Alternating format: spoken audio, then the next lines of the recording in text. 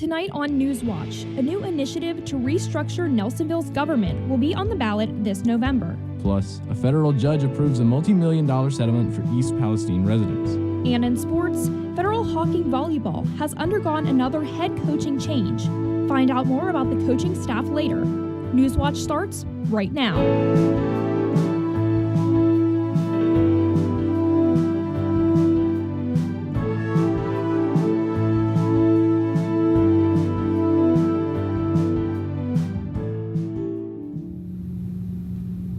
We are now taking a live look at College Green on Ohio University's campus in Athens, where it has been muggy all day.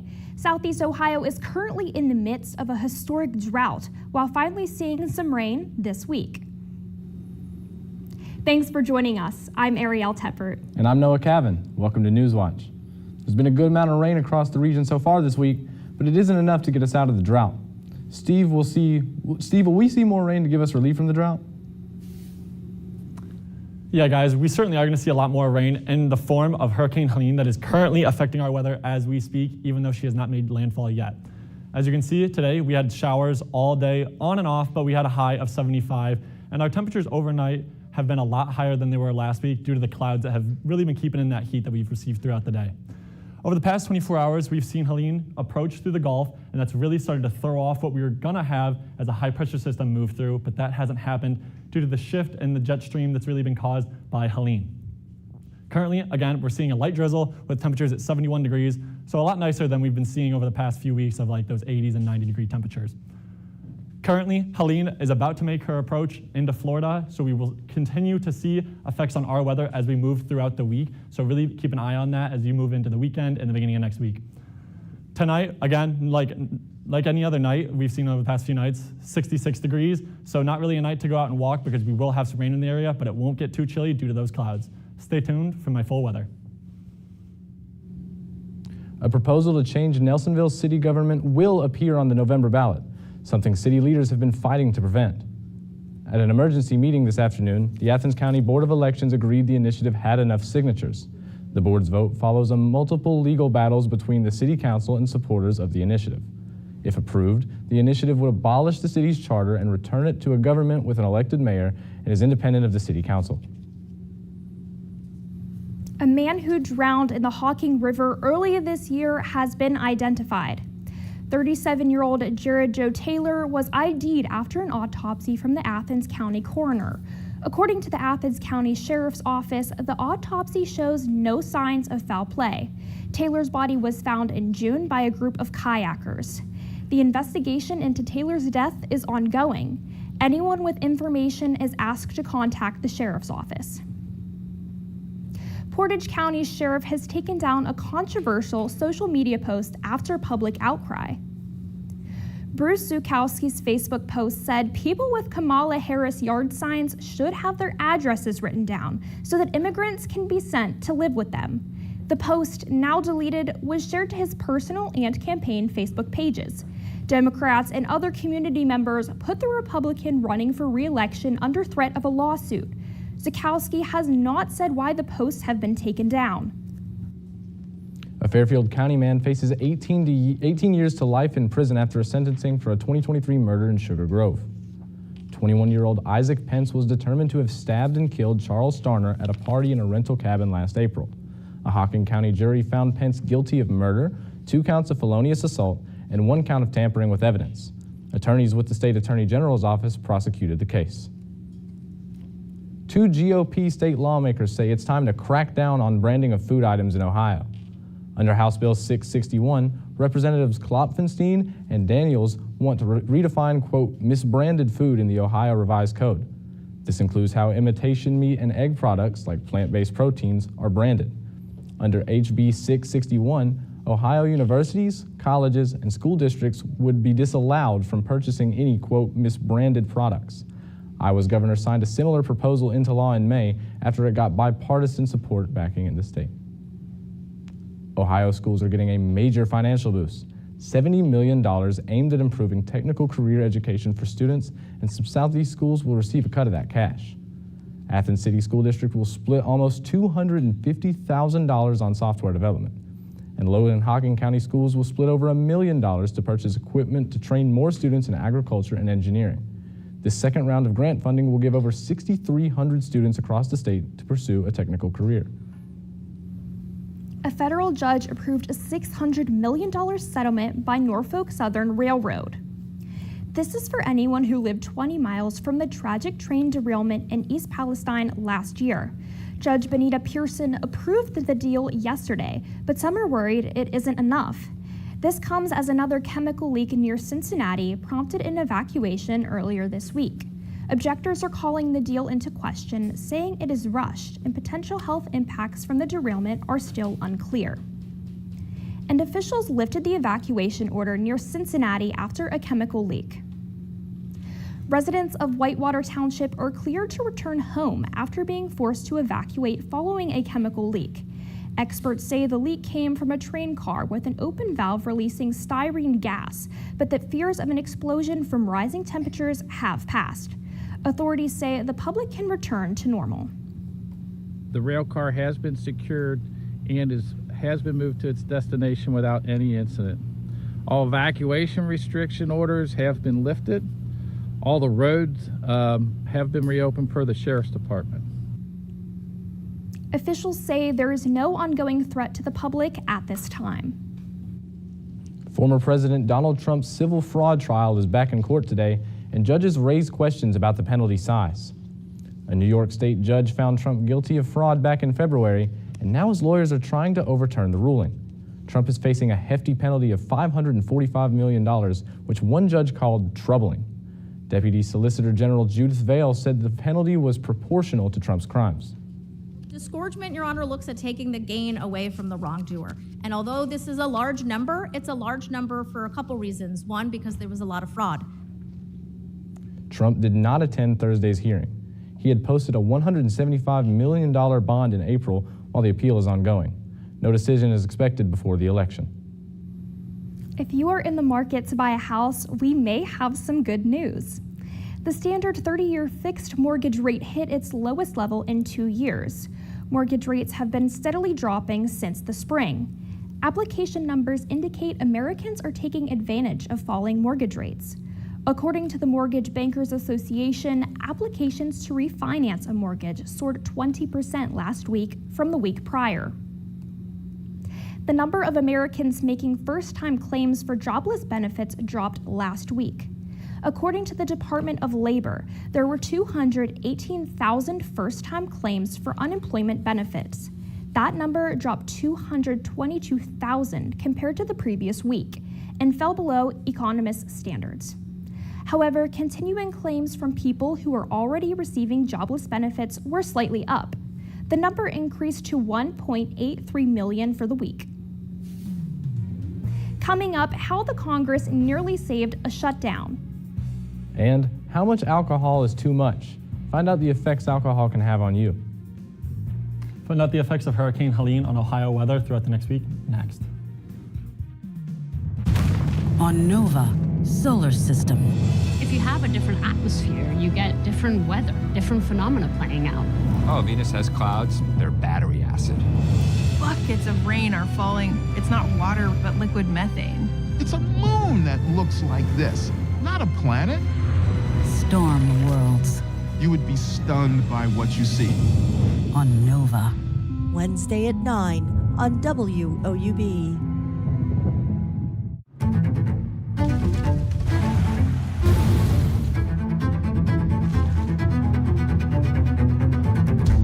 Our world is transforming before our very eyes, and we need to be ready. So join me in the lab and in the field to discover the latest science about our changing weather and climate and how a better future is within reach. Join me for Weathered.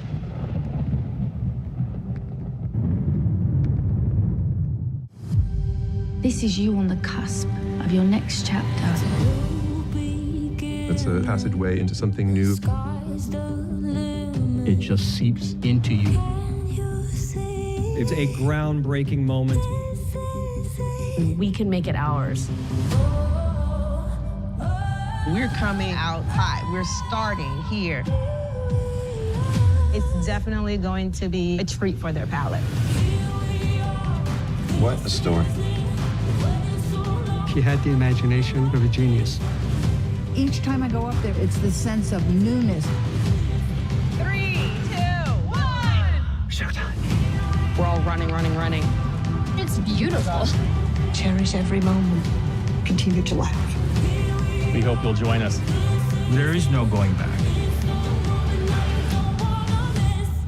It's time for a new beginning.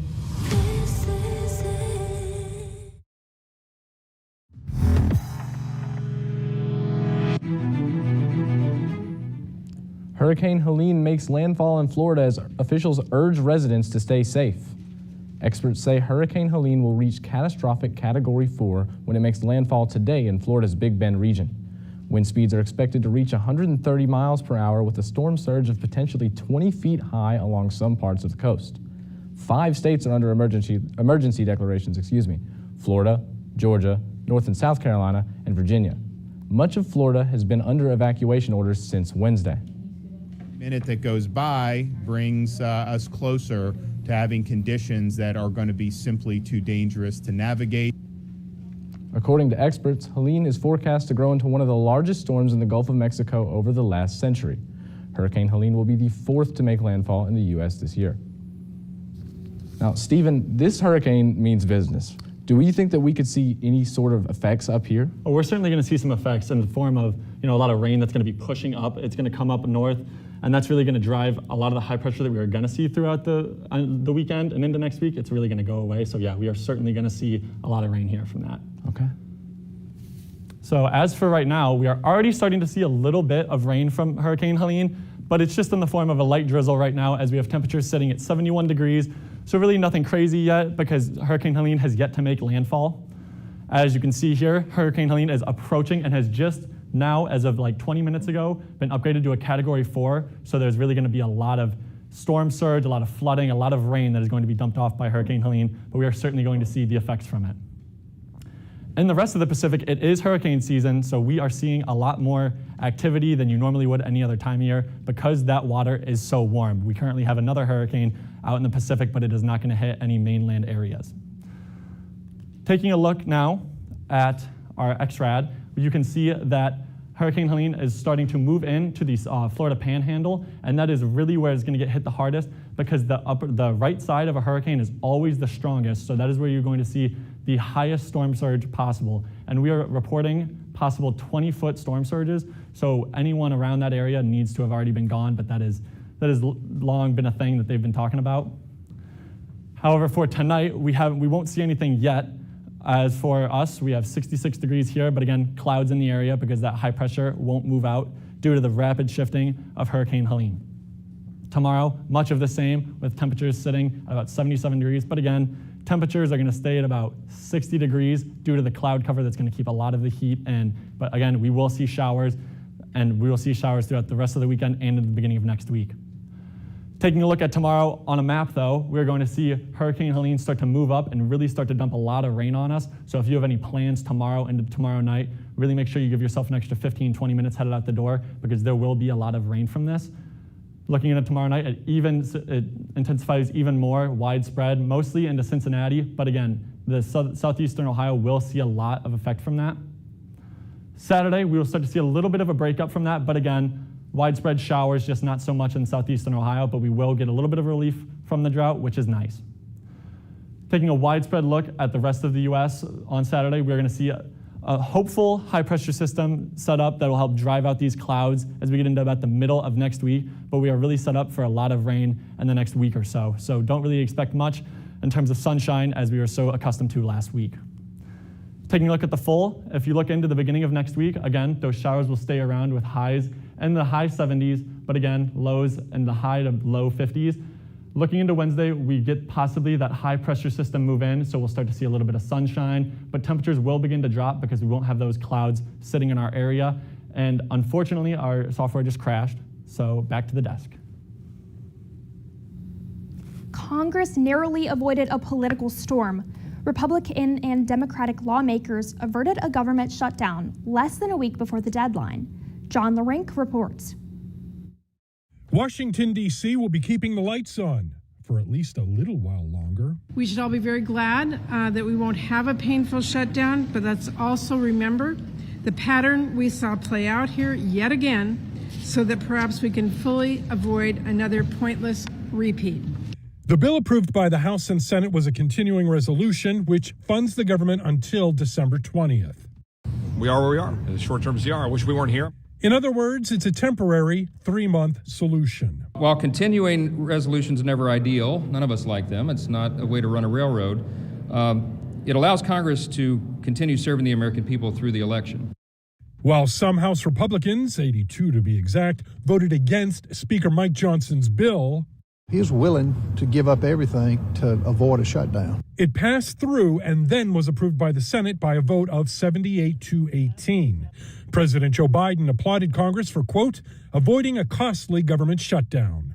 We will find bipartisan common ground with our Republican colleagues on any issue whenever and wherever possible in order to make life better for the American people, deliver real results, and solve problems for hardworking American taxpayers. I'm John Lawrence reporting. New York City Mayor Eric Adams is indicted on bribery charges. Adams is facing 5 federal counts punishable by up to 45 years in prison. Prosecutors allege Adams received thousands of dollars in illegal donations from foreign nationals, along with gifts, luxury travel, and premium hotel rooms. Adams allegedly received funds from the Turkish nationals in exchange for pressuring agencies to take favorable action towards Turkish officials. Adams denies all charges. A new study finds Donald Trump's plan to solve inflation could actually make it worse. Research from the Peterson Institute for International Economics shows that Trump's promises to impose tariffs, carry out mass deportations, and influence interest rate decisions can result in spiked inflation and lower employment. By 2028, researchers predict employment would fall by 2.7% and consumer prices would be 20% higher. They say the U.S. GDP would be 2.8% lower by the end of Trump's term, and the damage caused to the economy could continue through 2040. Alcohol affects everyone differently, but as we age, how much is too much? Age can be a major factor in how alcohol affects people. Experts say this is because of decreasing liver function, which can make alcohol's effects stronger and last longer. Certain medications can also impact alcohol's effects. These effects can be dangerous, especially if you don't realize it's happening. 55% of fatal falls, especially in the elderly, are in some way associated with alcohol. So falls are a huge problem, especially in the elderly. Alcohol can exacerbate that, especially if you don't realize that it's affecting you more strongly than it used to. Gupta says non-alcoholic drinks are gaining in popularity and may allow people to enjoy a similar drinking experience. John Deere has recalled roughly 147,900 compact utility tractors because of a crash hazard. The Consumer Product Safety Commission says the front bell crank and the brake linkage can fail. The 3 tractor model versions under recall were sold with both opened and closed operator stations. Consumers should immediately stop using the tractors and contact an authorized John Deere dealer to set up an appointment to bring it in for a free repair. If unable to bring the tractor in, consumers can also arrange for a dealer repair at the owner's home. Pumpkin, one Michigan man has made it his mission to grow the largest pumpkins. Next in sports, federal hockey volleyball has undergone a lot of change over the past few seasons. Find out what head coach Ryan Grimm has accomplished in his short tenure as head coach. No cameras, no witnesses. That's convenient. I'd love you to tell me. 4 simple questions. Who? What, why, and where? You're loving this, aren't you? Yes. The stakes have been raised. Any other theories? Definitely. I might give it a think. Oh, that's gothic. Sunday on WOUB. Did you know that you can donate property to WOUB Public Media? I'm WOUB Community Engagement and Membership Manager, Sherry Russo. Donating property is a great way to support WOUB, and you may even claim a significant tax deduction. Properties in any location, condition, and format are eligible for donation to WOUB. Back taxes, mortgage balances, and deferred maintenance do not prohibit your ability to donate. Our program covers all loans, liens, commissions, and closing costs, so long as there is equity in the property. If you have a land, residential, or commercial real estate asset that's unused or costing you money, consider giving back to the station you love by donating it to WOUB. And the process is easy. Go to WOUB.org and click the Support tab to learn about property donations, along with many other ways to support WOUB. For more than 70 years, WOUB Public Media has been the place where people in our region turn to learn how stories of the past ignite the imagination of the future. It's where information, entertainment, and education work together to inform, enlighten, and inspire generations.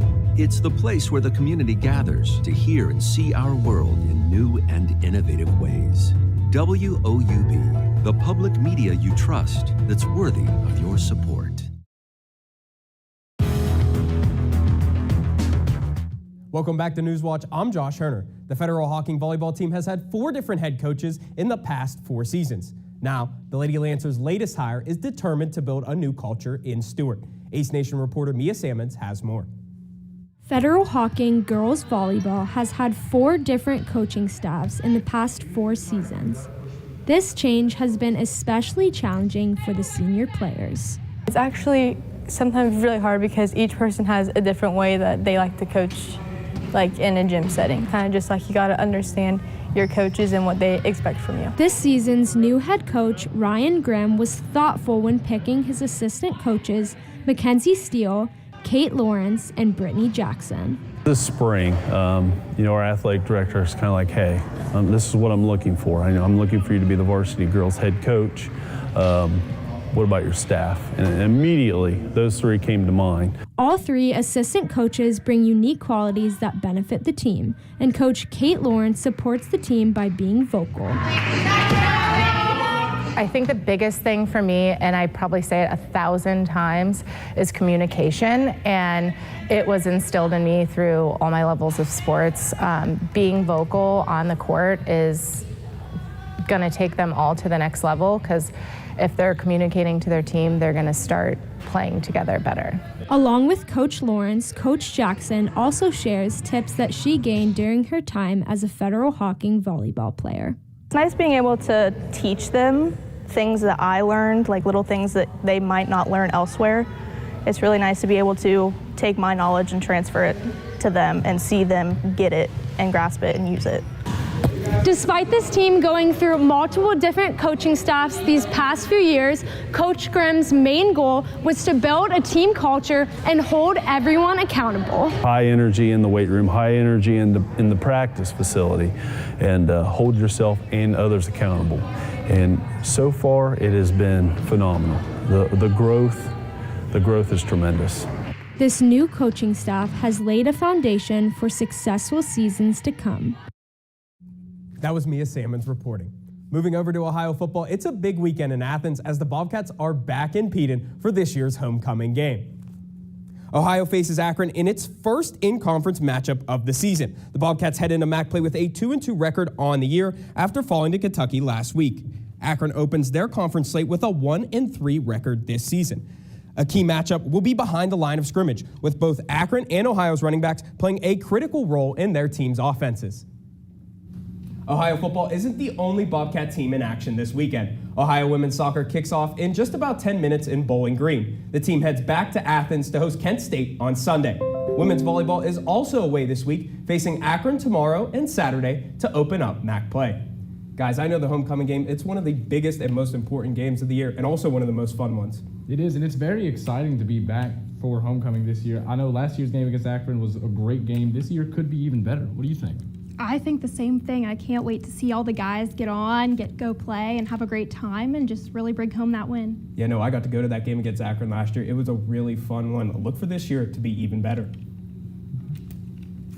Still ahead, a 1,000-pound pumpkin. One Michigan man has made it his mission to grow the largest pumpkins. On American Experience, an actor who loved to play the hero I am not frightened by what lies ahead, and I don't believe the American people are frightened by what lies ahead. A president who wanted to rescue America. Mr. Gorbachev, tear down this wall. Reagan on American Experience. Tonight at 9 on WOUB. Governor Tim Walz. The ball's in our hands. Let's find a new way forward. Senator J.D. Vance. We are going to lead a great American comeback.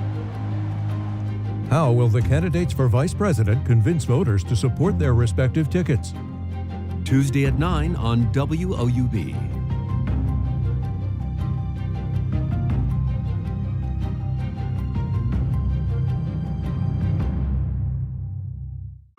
It all starts here.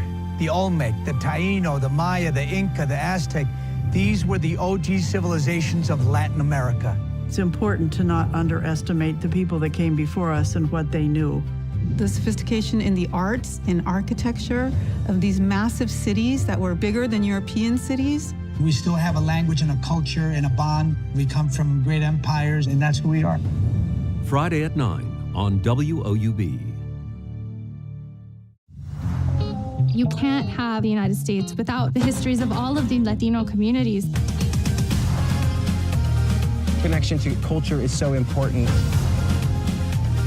I move and feel in my traditions and my stories. We do what we love, we respect our loyalty. We have changed U.S. history. Sí, se puede.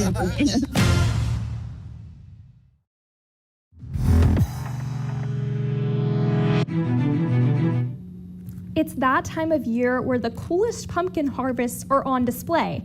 In Michigan, one man has taken that to a new level. He grows giant pumpkins in his front yard, with some projected to weigh more than 1,000 pounds. Amaya Kaznicki takes a look. Pumpkins, pumpkins, and more pumpkins. Dan Fleeser's front yard is full of them. The kids really love them. But they aren't ordinary pumpkins. We are looking at my biggest pumpkin ever as of right now. I hope it goes heavy. We don't know, but it's taping over 2,000 pounds. In Williamston, Dan is known as the Pumpkin Man. Here we go. He's been growing pumpkins since 2010 and has been a part of numerous weigh-in contests. It's crazy when you're taking these down the road though on a trailer, because you got cameras coming out, all of a sudden the car be passing you on the highway, and all of a sudden you go, where'd that car go? And you look, there's a camera pointed at the pumpkin taking pictures. Dan says pumpkin growing is a full-time job. No vacations, just overnight vacations, that's about it. He spends hours and hours tending to them, making sure they stay in tip-top shape. Yeah, there's times in the summer it's 90 degrees, and I'll be out here from like 8 o'clock at night till 2 in the morning with a headlamp, burying vines or weeding. But he says all the hard work is worth it. It is addicting. I've been doing it so long now, it's hard to do anything else but pumpkins pretty much anymore. Well, personally, I had no idea before hearing about this story that pumpkins could grow that large. Oh, pumpkins can get pretty big. I remember I went to like a bunch of fairs as a kid, and I went to these pumpkin growing contests. They were awesome. Now, I do know that this year, with the weather being as dry as it was, it might be a little difficult to grow a pumpkin like that. What do you think, Stephen? Oh, definitely. We didn't have nearly enough rain to really have any of those pumpkins grow, but we've had a lot of rain over the past few days, which has been nice, and we're really going to see that throughout the rest of the week and into the beginning of next weekend, or the beginning of next week. But we'll get to see a little bit of sunshine as we get into the middle part of next week, so stay tuned for that. That does it for our broadcast this evening. Thanks for watching. For Josh Horner and Steve Nedlick, I'm Ariel Teppert. And I'm Noah Cavan. Stay tuned for the PBS NewsHour coming up next. Have a great night.